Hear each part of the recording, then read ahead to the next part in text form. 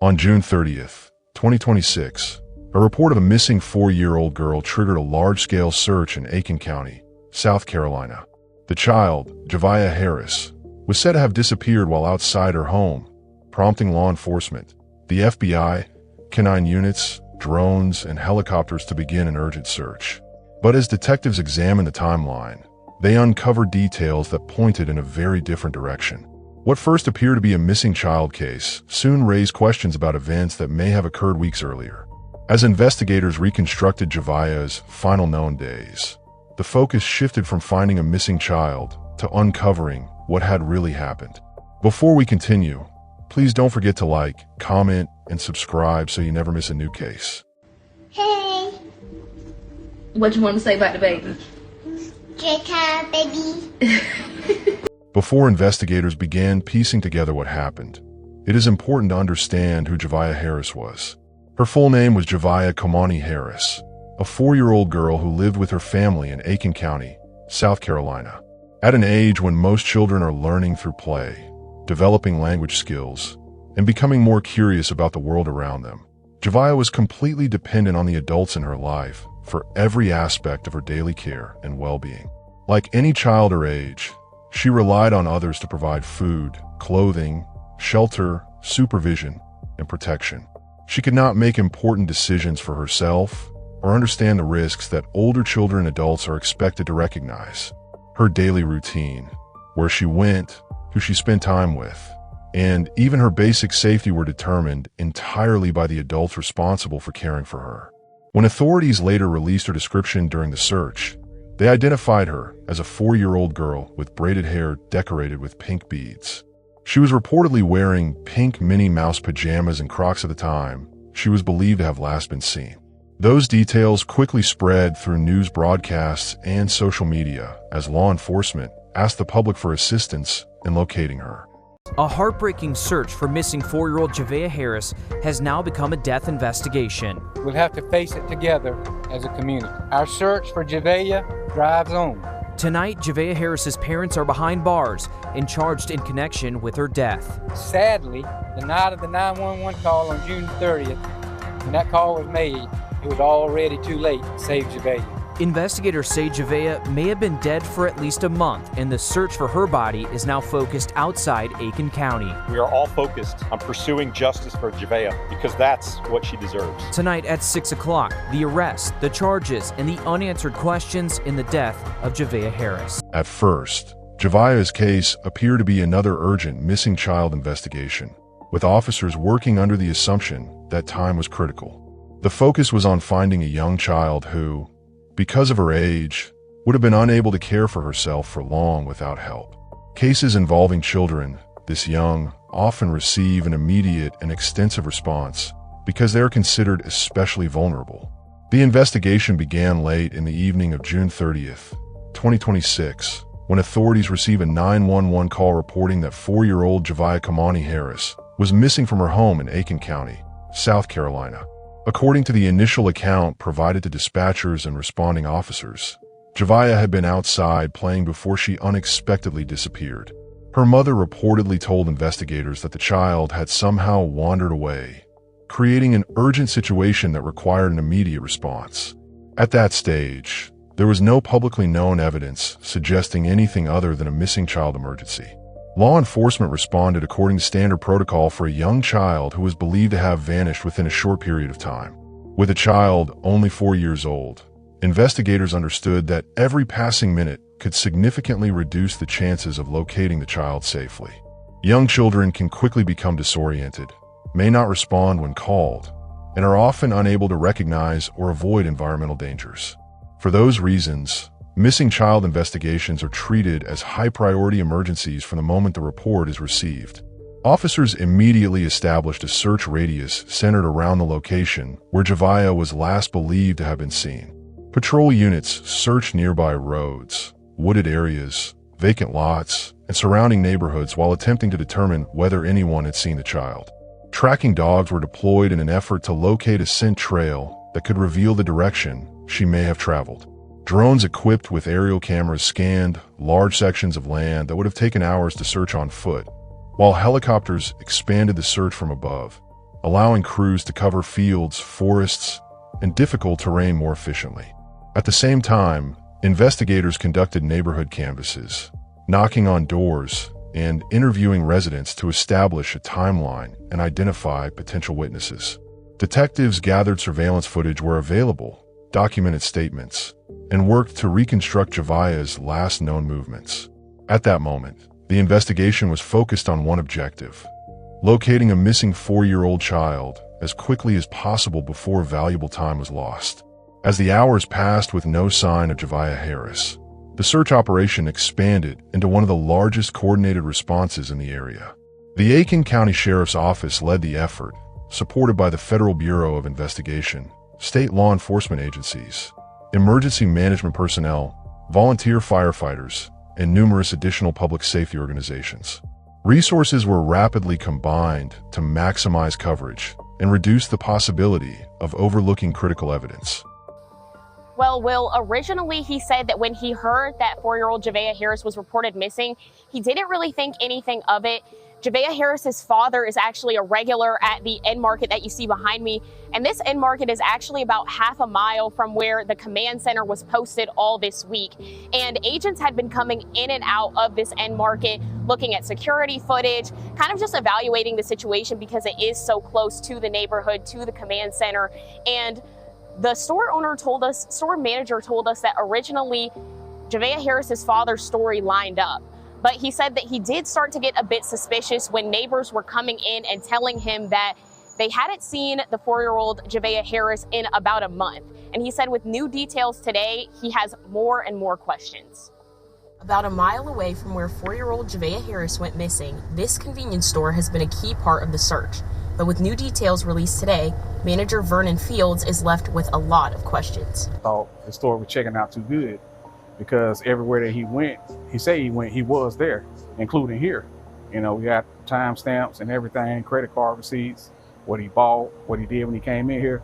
So a story was lining up. Javeayah Harris's father was a regular at the end market. He comes in the store quite often, so when I pulled the footage up, I knew who I was looking at, or whatever, because he comes in a lot. They live maybe 3 minutes down the road from here, if that. He came in just regular. He come in, buy something to drink, maybe buy a Black & Mild, something like that, and, you know, get some gas and go on about his way. You know, he did the same thing the day that they say the little girl was missing. But something about the story just wasn't adding up for him. I wasn't surprised when they said they felt like it had happened over a month ago or close to a month ago. I wasn't surprised because it was what I was thinking. I was like, his story's adding up, but it was perfect. It was more like playing. And today, he is not only left with shock. I mean, stuff happens here, but not with little kids. But also gratitude. You know, I'm just grateful, you know, because, you know, my daughters are my life. And in the midst of this tragedy, Vernon Fields told us that he's been really surprised and really just heartwarmed by the community response, because this end market in Shiloh Fields, he says everyone in this neighborhood kind of comes in and out of this convenience store. And he said the community response has been really great to see, like Sydney said before. So he's really just hoping for the best for this family and hoping that the missing 4-year-old Javeayah Harris is found safely. Search teams deployed drones to survey large sections of land from the air, while aviation units conducted repeated flights over wooded areas, open fields, and locations that were difficult to reach on foot. 9 teams were brought in to track any possible scent trail that could help determine Javeayah's movements. Ground crews systematically searched neighborhoods, wooded terrain, drainage areas, and vacant properties, carefully documenting each location that had been examined. According to authorities, more than 3,000 acres were searched during the operation. Investigators also established roadblocks in and around the area, stopping vehicles to question drivers about anything unusual they may have seen. Detectives examined nearby homes, outbuildings, and surrounding properties while interviewing residents in an effort to identify new leads. Throughout the operation, the working assumption remained that Javeayah was a missing child who could still be located. Every agency involved focused on covering as much ground as possible. Authorities emphasized that the investigation remained active and that many details would not be released while detectives continued collecting evidence and preparing the case for prosecution. Following the announcement that the investigation had become a homicide case, authorities moved quickly to make arrests. Investigators identified Javeayah Harris's mother, Michelle Herring, and her father, Javeayah Harris, as the first individuals charged in connection with the case. Ms. Herring, with regards to the homicide by child abuse, it carries 20 years to life if convicted. Based on the severity of the charge and the penalty that it carries, I do not have the authority to set bond. You will have to go before a circuit court judge.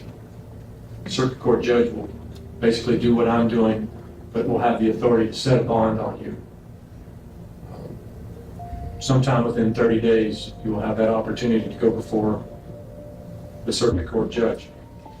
With regards to the filing false police report of the felony violation, that bond would have been set for $5,000, but because it's connected to the homicide charge, I'm going to deny bond.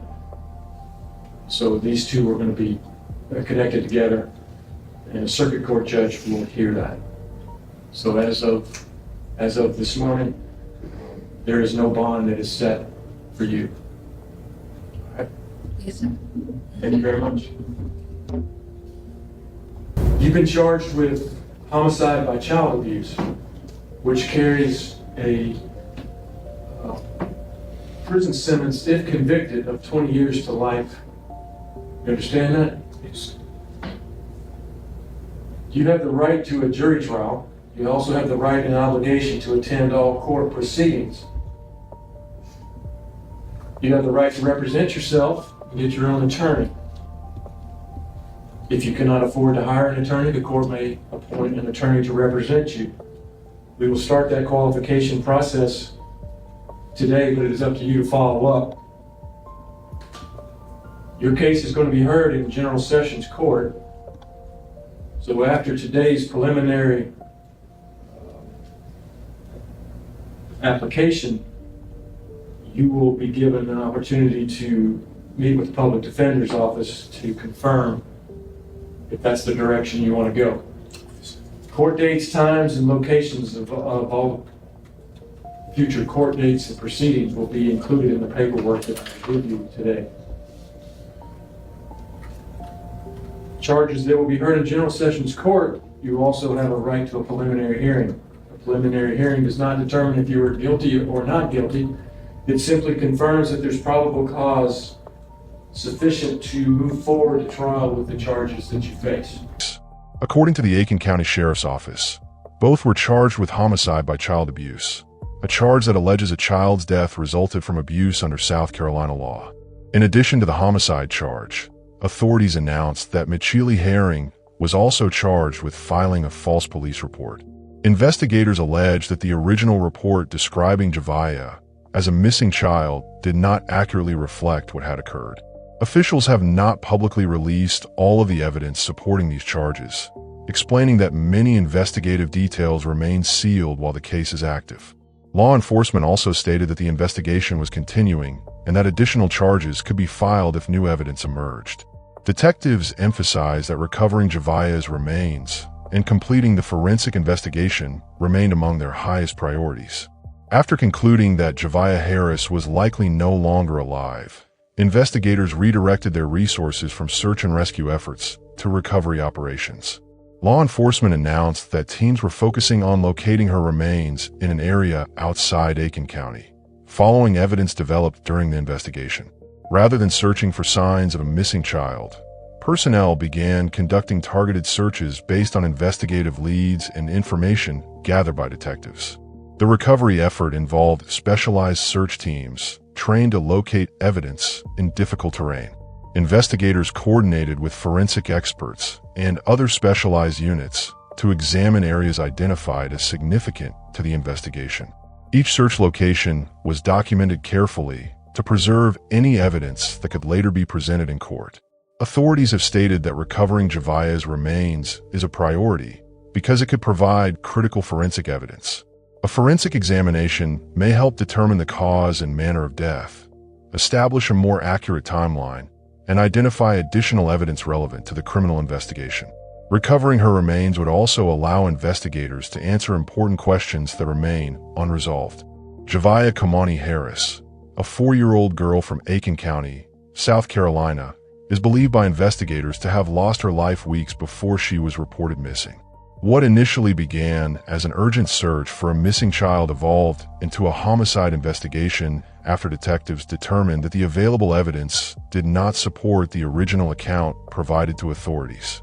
Javeayah's mother, Michelle Herring, and her father, Javeayah Harris, have both been charged in connection with the case. However, those charges are allegations, and both defendants remain presumed innocent unless proven guilty in a court of law. The criminal proceedings are ongoing, and prosecutors have not yet presented all of the evidence that supports the charges. At the same time, investigators continue working to locate Javeayah's remains, a step they have identified as one of the highest priorities in the case. Recovering her remains could provide additional forensic evidence and help establish a more complete understanding of what occurred. As the investigation moves forward, many of the unanswered questions, including the exact circumstances of Javeayah's death, the evidence behind the charges, and the complete timeline of events, are expected to be addressed through future court proceedings, forensic findings, and additional official announcements as the case continues to develop. Say that again for me. DHL Bridgestone Law.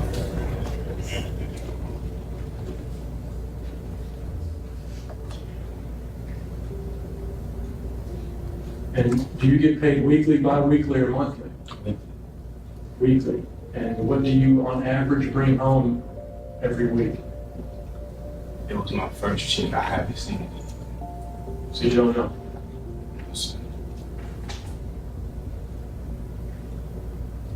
All right, besides you, how many of us live in the household with you? Me, my girlfriend, and my child. Okay, does she contribute to the financial status of the house as well? Yes, sir.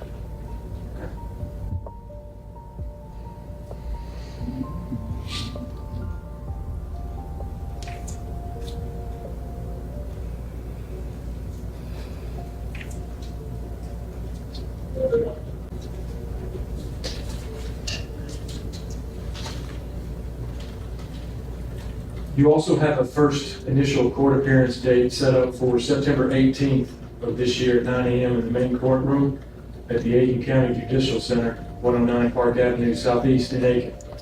So, once again, don't try to keep up with all these numbers and dates in your head. It'll be a part of the paperwork that I'll give you in just a few minutes. Remember that you also have a right to request a preliminary hearing. And paperwork included as well. That you've got 10 days to submit that paperwork, and that 10 days starts today. Now, with regards to the charge, bond, you're here to have a bond set, but this court does not have the authority or the jurisdiction to set a bond for a sentence of a crime that could get you life in prison. So today's bond is being denied, and it's also being transferred to the circuit court, where a circuit court judge will hear this case within the next 30 days, and the circuit court judge will set the bond for the charge. But for now, there is no bond. All right? And I do not qualify you at this point for a court-appointed attorney. So it would be my advice to you to seek legal counsel to represent you as you move forward. All right? Best of luck to you. We're adjourned. With Victim Services, we are asking that he complies with DSS requirements. Yes. Thank you, Victim Services. I appreciate that. You comply with DSS's requirements. All right. That's a condition of the bond. Yes. All right. Very good. Thank you. Thanks for watching. Don't forget to like, comment, and subscribe for more true crime stories. See you in the next case.